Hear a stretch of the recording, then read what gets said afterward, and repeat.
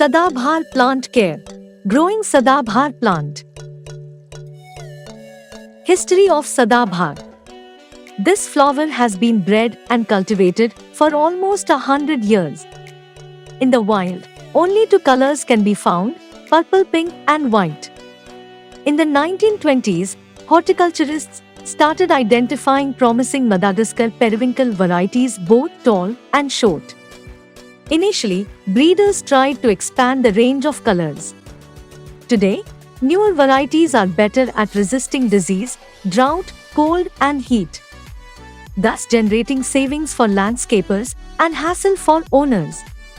Sadabhar plant or Madagascar periwinkle, Catharanthus roseus, is a herbaceous plant native to the island of which it bears the name. It is a spectacular plant used as a ground cover or trailing accent.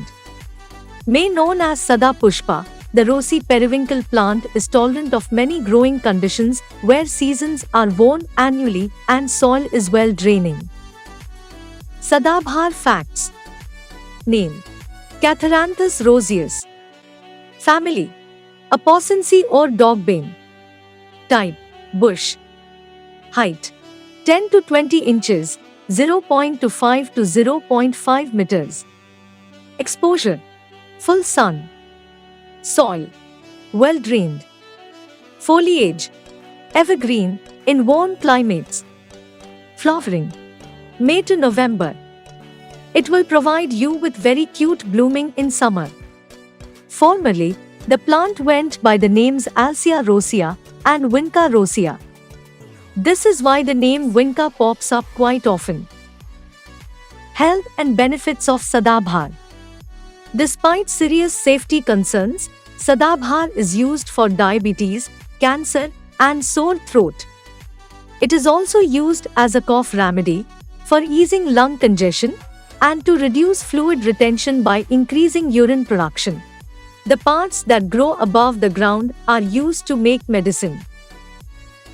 Some people apply Sadabhar directly to the skin to stop bleeding, relieve insect bites, wasp stings, eye irritation, and treat infections and swelling. Outdoor growing of Sadabhar. The Sadabhar is native to the island of Madagascar, which has a tropical climate. It therefore requires a temperature of at least 68 degrees Fahrenheit, 20 degrees Celsius, to thrive and grow. When growing it directly in the ground, temperatures must be high in both summer and winter. Planting is done in spring. But it's also possible to grow Sadabhar as an annual from May to October without any problems at all. Find a very sunny spot for it. Mix soil mix into your garden soil.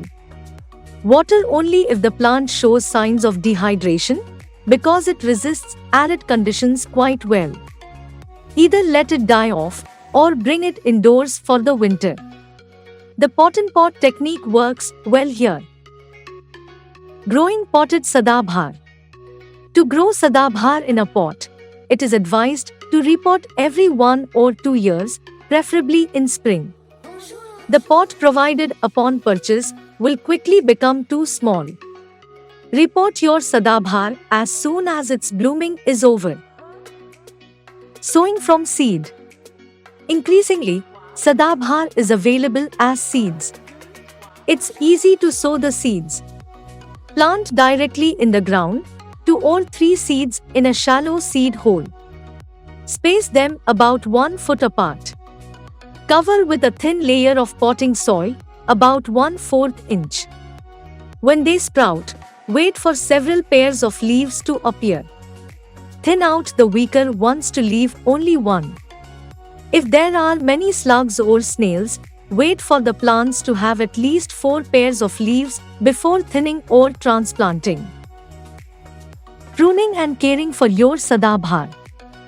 If you are growing your Sadabhar outdoors like an annual, simply pull the plant out once the first frost spells have hit.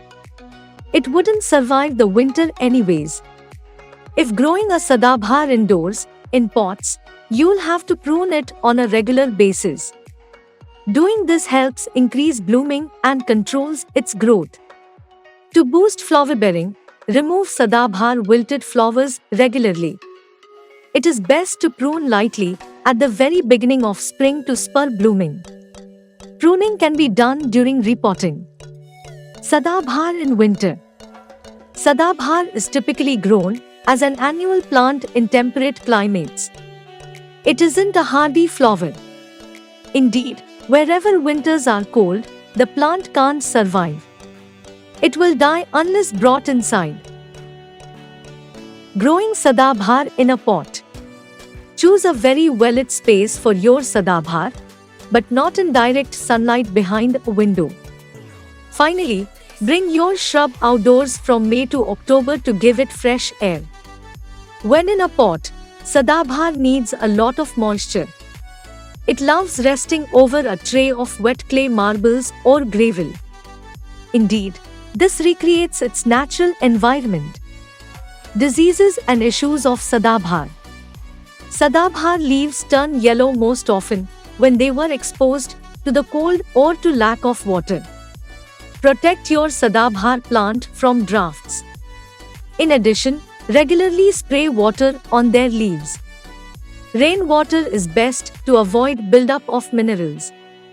If a cottony white substance starts covering the leaves of your Sadabhar plant, it means a scale insect colony has appeared. Different types of Sadabhar. In the wild, only two colors exist: white and pink. Today, through cultivation and breeding, many new colors exist: red, peach, apricot. Learn more about Sadabhar. This is a very simple plant to care for. It is perfect to cover flower beds. Excellent for very sandy soil.